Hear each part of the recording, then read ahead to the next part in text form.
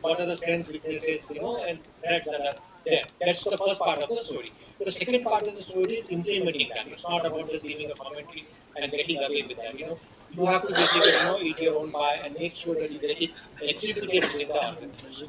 Okay, and what that execution means basically, obviously, the analysis part itself means people, process, technology, culture, all different aspects are covered as part of that.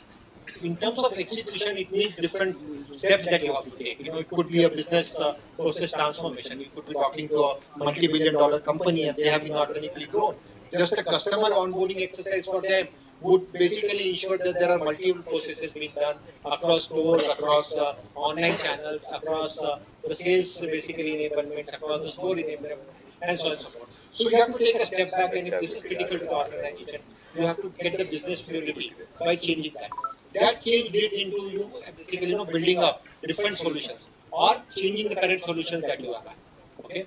This could lead into transforming the way your solutions are built. For example, when KYC norms were changed by the government, some of the private banks, got the digital onboarding done very quickly. Zerodha did a fantastic job of getting you onboarded within a day and have your account open, which used to take a lot of time.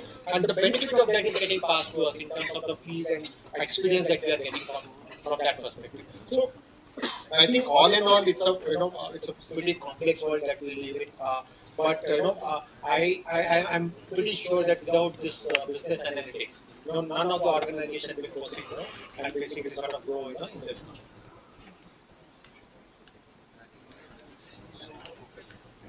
Very rightly point out here that technology or analytics will be in the front of any industry. In fact, it was there in one of the Harvard paper I was reading about, and it said that quite some back what we used to talk about, there are different kinds of industries. Let's say some are involved into products, some of them are in services. But now today, in fact, we should say that there is no such thing. There is only one industry that is known as technology industry. So all of them are into the technology industry, right? So I mean, sorry, since you brought up this HBR paper, I just point out one more HBR paper which was published maybe 2 or 3 decades back. But it showed a graph of how much time it took for each product to get job. So if you look at a locomotive engine, it took maybe a century for it to get adopted. A telephone took 75 years to get adopted. A refrigerator took 50 years to get adopted. And then basically started to get accelerated where where basically your phone got adopted in 10 to 15 years. Your mobile smartphone got adopted in 5 years, And now we are in an age where when a new film comes in, by the time you are done with 2 days, the success is declared. Now, what it actually means is that from a customer centricity perspective, the lifespan is shorter. And that's where you got to get it right. And that's where the business analysis comes into picture. Now, you may come and say, okay, that means, the chances of failure are very high.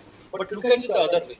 If James Watt had only one life to create a locomotive engine or an engine that he created, I think as sir mentioned, I can basically do 10 startups and still be successful with one, striking that I do in my entire life. Just, you brought up the HBR topic. Thank you so much. Thank you. Ajay, and my last question to Dr. Jose of this panel discussion. Now, so much of analytics and technology we have talked about. How do you see the future? Is it very, very strong, or is it scary? So definitely, future is going to be strong. There is no doubt because of this already covered right now. Today, affordability and availability. Right? Because why we are speaking more about data? Because we are ourselves generators or producers of data, and we are ourselves consumers of data. Right? There is a huge amount of data is being generated. So more the data we generate. Again, so important factor is again, as I said that that garbage in garbage, data quality, because based upon the input, the output is defined. If the input is not correct, obviously there is no point in having the output, right? So from that perspective, if you look, the future is going to be very stronger, and where the direction we are going towards is 2 things. One is obviously quantum computing is one of the area where the future is going to take better shape, and second thing is if you look the robustness, right? The robustness of the decisions what people are going to make, and when I say that, see, obviously a lot of touchless effort is coming into picture, right? So one way is, if you ask me personally, it is making us lazy. right? So that is a different point, obviously. But if you look, obviously, yes, we want less human intervention. That's what the future is going on, and more machine has to take that decision. Right? Simple thing again, I can tell. Right? A lot of things has already happened. Spam mails, right? So obviously earlier a human has to do that, but now machine easily can do it, right? So in that perspective, definitely technology, analytics is going to play a major role in the future. That's for sure. And probably for the students' benefit, I also want to add some of the skill set what they can look for themselves in the future is obviously see again guys, analytics you can divide it in multiple things. Okay, first thing visualization. Okay, so visibility is very important. That's why for that if you guys are interested, have the skill set of visualization, please upskill yourself in Tableau or Power BI. Okay, and then second thing is programming, right? Whoever is interested in today's world, a lot of people are hurried, okay, low code analytics, a lot of coding and stuff. No. So a lot of apps are coming low code or no code. Okay. Secondly, if you really have interest in coding, you can upskill yourself in Java or Python. And if somebody is interested, SAS was there, but now SAS is outgoing. And sir pointed about NLP, right? NLP is natural language understanding, and then we have NLU, natural language understanding, natural language programming. So then actual language generation, right? So that is predominantly used for data mining. Right, when you say data mining, see simple example, what we do is see, we have a lot of suppliers, we have a lot of purchase order copies, a lot of invoices, right? All will be in PDF. So how do you extract data from that? If you ask somebody, we initially used to do that, right? For logistics, I was telling the logistics example, right? Logistics, if you do before payment, we have to do an audit, whether the payment is correct or not. What we do is we'll put 10 people, and all the 10 will give 100, hey, do this 100. And they will do manually and obviously a lot of error. But now, because of this NLP, what we have to do is we have to just make some coding correct, bring the logic inside, and automatically give the input 100,000 files or 1 lakh files. It doesn't care. Just go and it will throw the output in the Excel sheet. This is another example, right? So NLP, NLU, NLG, right? Please have a look onto that. And then finally, now data science is again a fancy word, which is happening, which is again going to take a big step in the future. And along that, it is a part of subset of artificial intelligence, right? So have a understanding about what is artificial intelligence, what is machine learning, and deep learning. Deep learning is also important. Okay. So eventually, as I said, in the future, the data is going to be stronger and better, and data is asset. That's no doubt. Okay. And all the organizations are going to take data-driven decision. And why they have to take, it is going to help them to improve, take accurate decision, so that it's going to give better value to the organization. Thank you. So, what I can conclude from the discussion is that future is very bright in terms of the analytics. There, a lot of scope is there. It is making a better life for each one of us. And in case you become lazy because of the technology, don't worry. God has not given all the decisions in your hand. There are still some decisions He's holding, and He might throw again COVID thing or something back to you, and then you start thinking about your health and so. Okay, that's there. Before concluding the entire session, now we can have some questions here from the audience.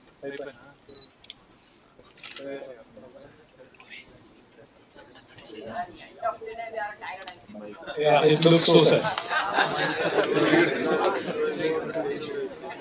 Okay, Mike.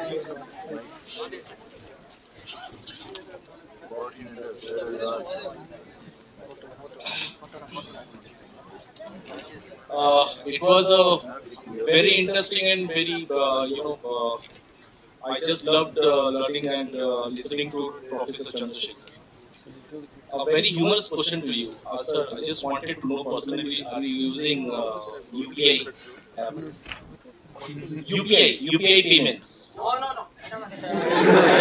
That is actually that is the thing that what I wanted to learn. You being a data scientist, working more on to the data and analysis and all these things. So that means you are understanding the more of the risk of using the data and into that. So maybe I may not afford to take that risk. So that's why I'm not. Yeah, now that is the thing.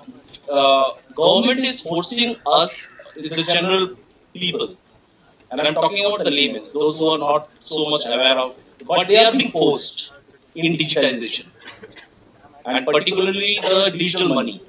Okay, I just wanted to know basically is this is in the right direction or not?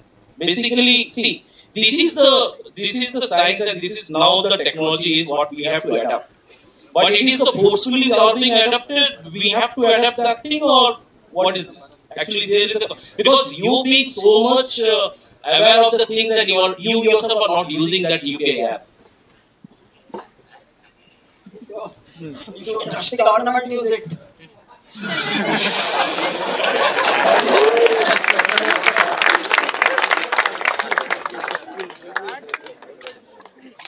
Tell you what can be done is I think for low volume of transactions you can still use it because the risk is less. Don't use it to transfer 10 lakhs, 20 lakhs, 1 crore and all using it. That is the risk. You can use it. Buy some vegetables, go for a departmental store, put some upper limit there. So your risk is only that much. But if you use the same interface to do some large amount of transactions, sometimes it may go up. Then what happens is that I think the person who is more cleverer than you, they know how to erase your log files. See, most of them are Unix-based system. To wipe out your whole disk, I need simply one command, rf minus r star dot star, it will delete. And how much it takes? With a single command in Unix, I can wipe out your disk.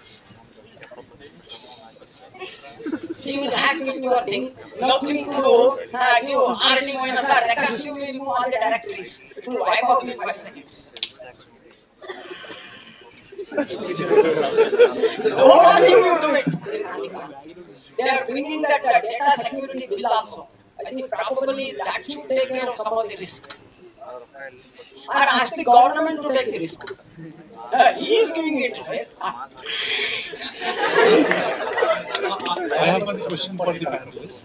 A little bit, I'll add a little bit point to what Professor said. So also understand, see, actually, yes, each of us, we had initial kind of uncertainty, right? We were worried to migrate to technology. But the important beauty, what the technology especially has is, see, it has a learning, we are teaching, right? So we have a learning curve, right? So that's important, right? So what Sir said and what I'm hearing from Jason, right? So obviously we had that, but what happens is we are learning from mistakes and we are helping the machine to upskill, like the way we are training our child, right? So if you want to teach them as apple, so how much time we have to tell them, right? Based on color, size, and everything, it's learning. Similarly, we are teaching, we are training the models. So that's why if you see, we will always divide the models, whatever we are built as training and then teaching, right? So that's very important. And now training is happening rigorously. Okay, because of that, case to case. Because see, as everyone are believing that human intelligence, it is difficult to match, right? But having said that, we are trying to get nearer by understanding, getting different scenarios, and trying to feed them. Hey, look, this is a different scenario because our mind is totally different, right? We work in a different dynamics. Right, so we are trying to that, and we are trying to minimize that. So that's why if you see the adoption rate, that is important, right? When you say the adoption rate of online or online transaction, the trend has gone up dramatically. That means yes, people are believing in this technology, and people are ready to use this technology, and they are open-minded, right? So obviously yes, the point I'm trying to make is yes, definitely there are risks, but analytics is one of the things which is going to minimize the risk and maximize the adoption or utilization is one of the point which I want to add. To add this, right? I think I have a slightly different way of entering the same. I don't want to go to a war using the sword because I don't don't have confidence on the country. Obviously, the warfare has changed right now. The other thing is we have the tendency to look at the backbone and look at a dot there rather than looking at the entire spectrum of it. Now, most of the applications that we are talking from AI perspective, from cloud perspective, are all shallow applications. They are all looking automation, doing automation and stuff like that. There were a medical transcript company which were looking at things, jotting it down into digital format. There were people who were looking at images and making sense out of it and jotting that information. Now, if machine can help me do that, even with a 70-80% accuracy, and I augment human to sort of improve to 80-90%, why not?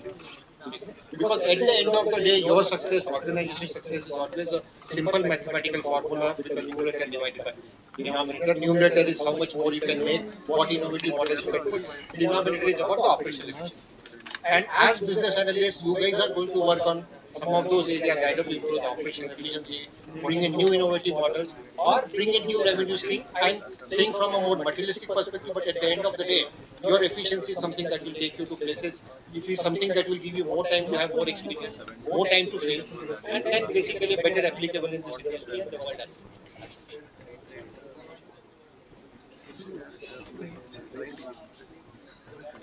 as I think a lot of us will also heart will be hardened with age, successes. So I think I'm completely fine with that. There are a lot of stuff that I don't use. I'm not on social media to a large extent, but I cannot control that within my family or within my, and I'm completely fine with that. There are characteristics that are personal to me. There are characteristics that are within the family. There are characteristics within my circle, within my organization, within my state, country, and the world. There is a periphery around which I work, but I can't be stupid where I go and basically fight a war, which I'm surely going to lose. The other thing about tools and technologies, I have been a techie also, and I'm still a techie. I think we overemphasize on the usage of tools. To me, it's like you being a Karna in a Mahabharata war, but you don't know how to use the sword. I think it is very important that you understand the business, the objectives, what you are supposed to do, and use tools and technologies as a mechanism to achieve it, and not the other way around. Come next year, the same panel, same audience, we'll be talking about some other tools like augmented AI, AI doing something from conversational interfacing, sensing and doing certain stuff. Technology will keep on changing. Basically, the business understanding, the understanding of the problem, the analytical skill that you have built within yourself. No, that cannot be. I have a question for the panelists, and I would request each one of you to help address. The question is, what should be the key takeaway for or rather the action items each of the students should go back today as a step by step, because it's a 2-year course. From today, after listening to this day-long session, what are those key action items that they should bring into their day-to-day life so that they are well equipped to be professionals that are ready to face tomorrow? If each of the panelists could guide. So I will take that because I have more failures than successes I've had. I have two sort of failures before I got into third, which actually succeeded for whatever reason. Now, I think the first takeaway that you got to look at is you got to be fearless. And when I say fearless, you should have the syndrome of fear of failure. Okay? Because if you can't make mistake right now, if you can't learn from your mistakes right now, you'll never be able to do that. The other thing is, let's not get into a rat race because my Sidey knows R or Python better, or he uses a model to do prediction, or he's able to show a cool demo. I think try to put up a point of view in terms of what is of interest to you. Try to go deep and try to basically look at the underlying tools and technologies around that. That's the second thing. Third thing is, I think in this era, so much information is available. Whether you look at Twitter, whether you look at Google, whether you look at some of the organizations like MIT, Harvard, so much information is available in whatever topic you are interested in. Pick one or two and basically try to deep dive into that. If by the end of the 2 years, if you have a point of view, if you know that I evaluated 3 or 4 different options for myself, either in technology or in business analyst or being a business focused or being in a consulting area, and after the evaluation, if you say I have chosen 2 which I want to explore. Now it doesn't matter whether that finally will be your career or not, but the ability to take decisions, the ability to back based on the data and the thought process, and the ability to get into the decision making is more important, because that will surely help you in your entire life.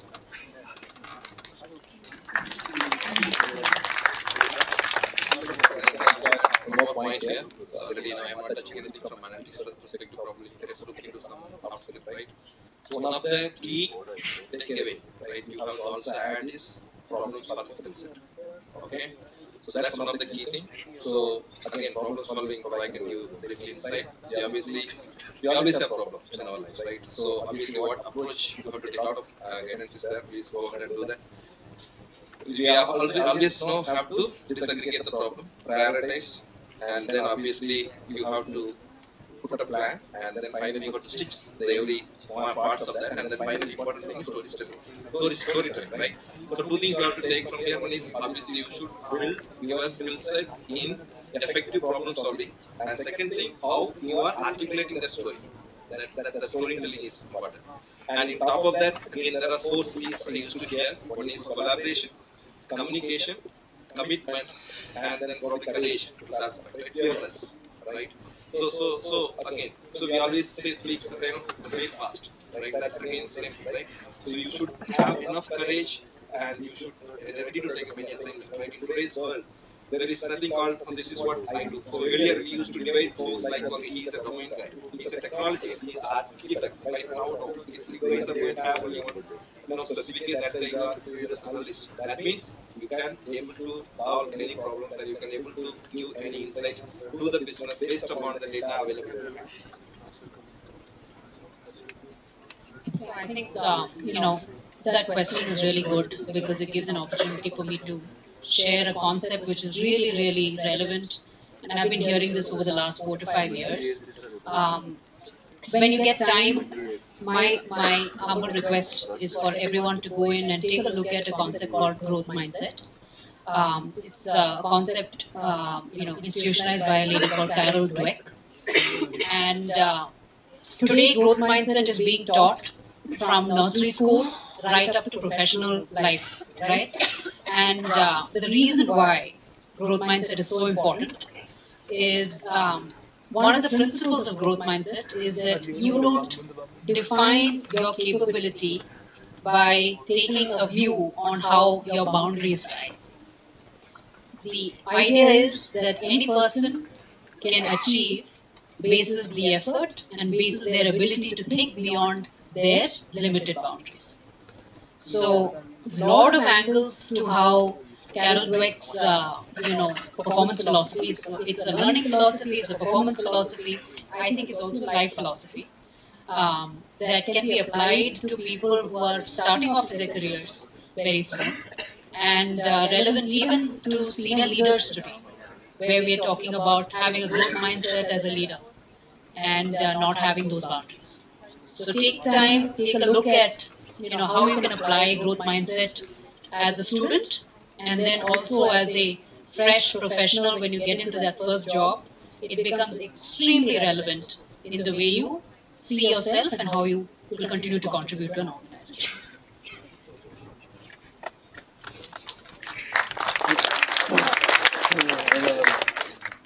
Apart from what they have told, another advice for all of you is, particularly in the analytics area, we have a lot of these global certifications. So that some of you have to write, so that some type of a default standard comes in the industry, because there is a lot of variation in the syllabus or content that is taught among the management schools itself.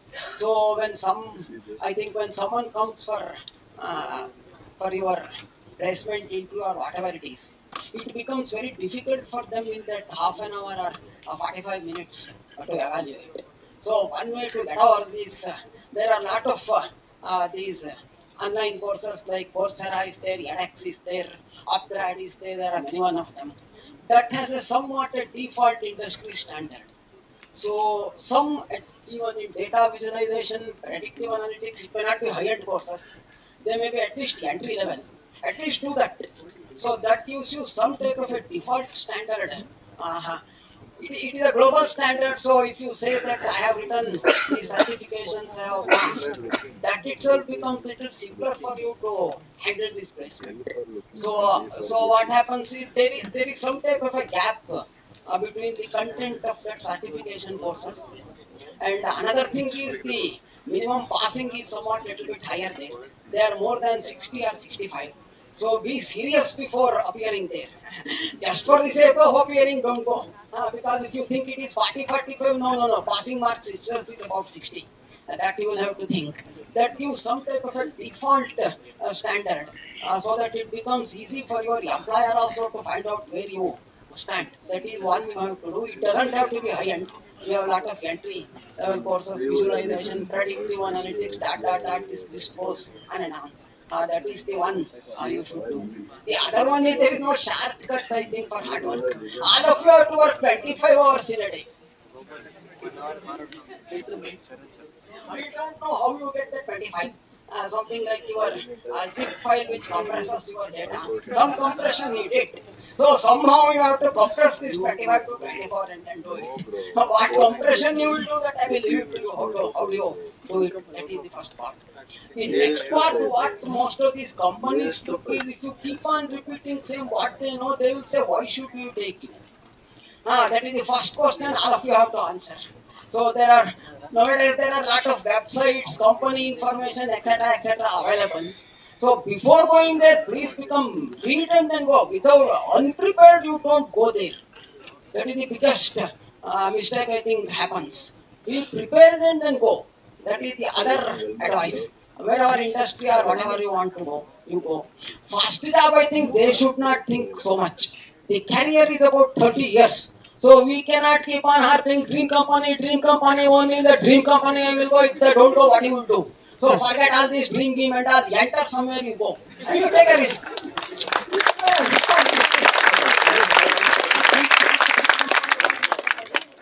Then you will lose everything. Nothing you will get finally. So wherever you get, go there. So go there is a long path to go. So there itself you please learn, there itself you will come faster. They have not stopped you. Nobody has stopped you within the organization coming up. Who has stopped you? Nobody. In that also what you do, since the half-life planet is very small, every Saturday or Sunday read something apart from what you are doing. That is what takes you far, you cannot read the same thing what you did, that you have learned there already. So what is it more I have to do in another 2 years or 3 years?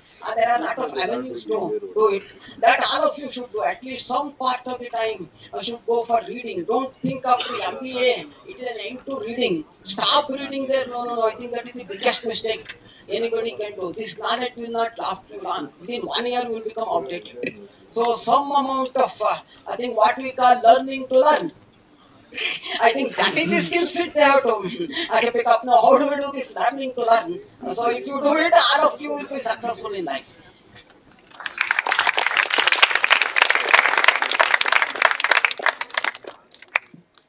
Also, I'd like to add one more point here, and there's something called career portfolio. Earlier life, it was all about taking one particular stream and building your career all around that.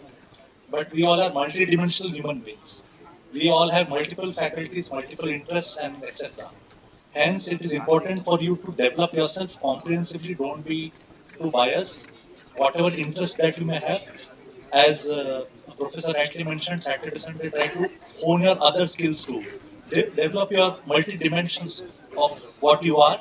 That would actually, and then start looking at how can I take learning from one of those faculties into other, and how can I cross-pollinate these learnings, and that is where you start building a career portfolio instead of just a career path, right? So that is something that we could definitely do.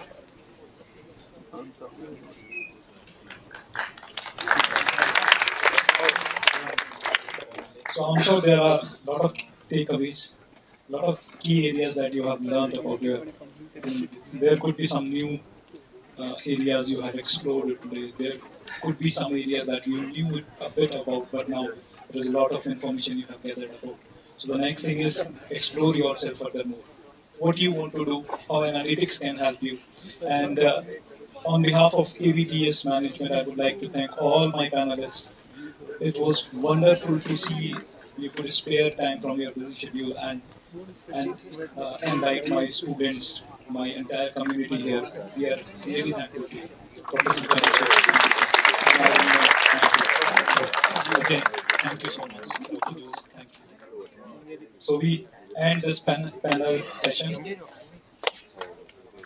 Please take your seats.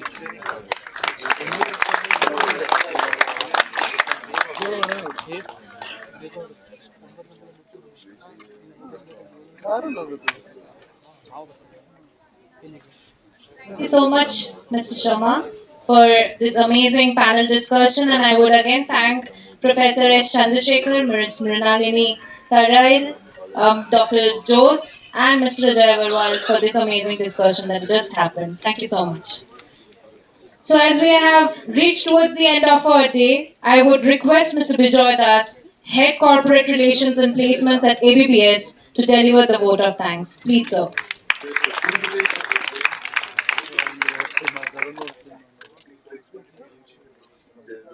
Hello. So ultimately, it's the end of the session. Really amazing symposium it was. Thank you, dignitaries. Yes, we were actually running short of time. Not many questions. Actually, I was about to ask, but yes, we were running short of time. But I'll take some time personally with you to ask the questions on behalf of my students. Um, to start with, the vote of thanks.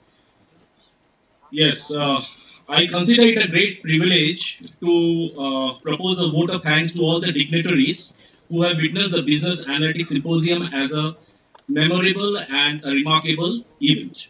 On behalf of my college and the entire management group here, I am extremely thankful to all the speakers and the panelists for their insights on the much trending subject that is business analytics. I believe the audience present here and all our online viewers must have gathered their key takeaways from this symposium. A big thank you and heartfelt gratitude to our keynote speaker, Mr. Anshuman Ghosh, for such a wonderful speech on when does data act as a source of competitive advantage and when it doesn't. My sincere thanks to our another speaker, Mr. Sandeep Chatterjee, for being so humble to accept our invitation in such a short notice. I believe the audience would have got a great learning through his remarkable speech, Power of Analytics in Decision Making. My vote of thanks to Ms. Priya Gautam, the Deputy Director of Virginia Tech India, who is our academic partner for business analytics in ABBS School of Management. We have seen cloud adoption in the last 2 years has taken major steps towards digital adoption, where data being the core of everything. So here I must mention my deep sense of appreciation for Mr. Nilesh Gupta for enriching this event with his vast knowledge and experience on data protection and cloud computing. I must like to express my deep sense of gratitude to our panel members, Mr. Ajay Agarwal, Ms. Minalili Tharai, Dr. Jagan Jose, Professor S. Chandrasekhar, and not to forget our moderator, Professor Kshitiz Sharma, for making this session so engaging and interesting. The panel members from all across the business domains has enlightened us on how the implementation of business analytics has developed across all the businesses and operations, rightly from marketing, finance, HR, and supply chain. We believe through this symposium we could able to meet our prime objective to educate the future managers on business analytics to understand the fundamentals, scopes, importance, and benefits before choosing a career in this trading field. We are very fortunate to have renowned identities from academics and industries from various business domains amongst us who have come along a long way to extend their support and cooperation to make this event a grand success. I am sure that our college will continue to host events like this with the gathering of such intellects in the future also, giving an excellent networking opportunity to our young and budding future managers. I offer my gratitude to all my online viewers for being a wonderful audience. I take this occurrence to thank our Executive Director, Mr. Ajitesh Basani, MBA Director, Dr. H.R. Venkatesha, PGDM Director, Dr. Madhumita Chatterjee, and Principal ABBS, Dr. Vijay Bhaskara, for their full-fledged support. I am grateful to the entire PGDM and MBA department faculties, especially Dr. Santosh, for extending the support to make this event a grand success. A note of thanks to Dr. Kamini and Dr. Purushottam for engaging our speakers, panelists, and guests from the audience for the podcast sessions. A special thanks to the entire committee members and the PlaceCom team for their tireless efforts and for having many brainstorming exercises to make this event flawless. Yeah, I will not forget to thank Ms. Shreya and Mr. Nikhil for hosting this event such fabulously. Special mention to the backend people, Mr. Vinay and his team, and for the IT support, and Mr. Dharmendra Reddy and his team for all the logistics support. Such a big event would not have been possible without their keen efforts.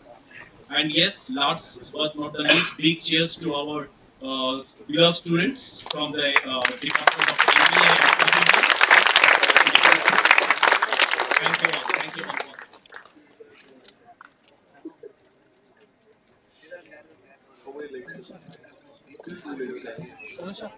Thank you so much, sir, for this amazing vote of thanks. We have finally come to the end of the day where we have to say goodbye. But the day was filled with lots of interesting sessions and panel discussion, which gave a lot of clarity to the business analyst enthusiasts for sure. With this, I, Shreya Banerjee, And I, Nikhil Raj, are signing off. thanks to everyone for their full participation and engagement and contributing to make this symposium a great success. I request all the students to come and participate for the photograph. And after the photograph session, the dignitaries can please proceed for the tea. Thank you.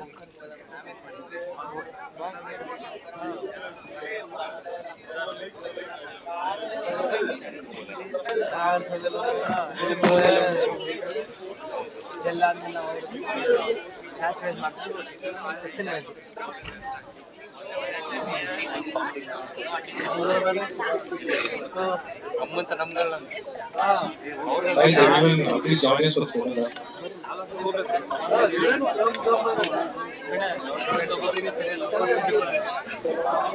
Cheese doesn't melt twice.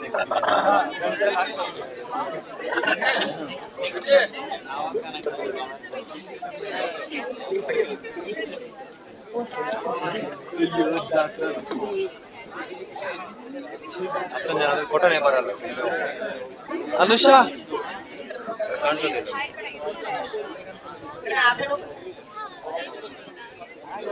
ಯಾವತ್ ನೋಡಿ ಹೋಗಕ್ ಬರಲ್ಲ ನಂಗೆ ಏನ್ line ಕೊಟ್ಟಿಲ್ಲ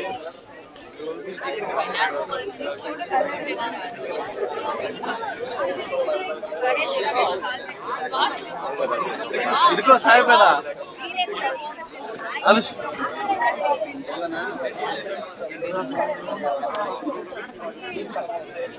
ಆಗಿದೆ